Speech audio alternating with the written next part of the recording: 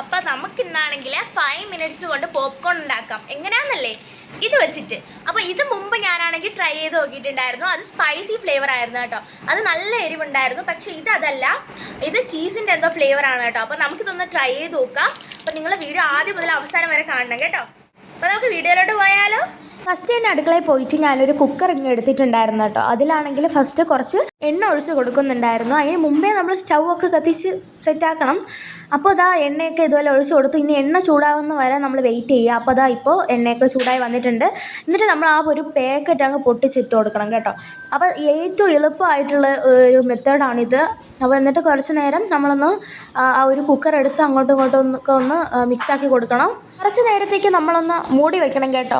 തുറന്ന് വെച്ചിട്ടുണ്ടെങ്കിൽ നമ്മുടെ മുഖത്ത് അത്രയും പൊട്ടിത്തെറിക്കും.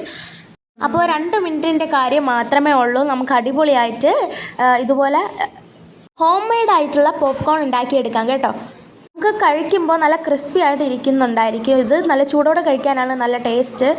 കടയിൽ പോവുക, ഒരു പാക്കറ്റ് വാങ്ങുക, ഇതുപോലെ ഉണ്ടാക്കുക, കഴിക്കുക, അത്രയേ ഉള്ളൂ. അപ്പോൾ എല്ലാം സെറ്റാക്കി വെച്ചിട്ടുണ്ട്. ഇനി അടുത്ത് ഞാൻ കഴിച്ച ടേസ്റ്റ് പറയാം നിങ്ങളുടെ അടുത്ത്. നല്ല ക്രിസ്പി ആയിട്ടുണ്ട്.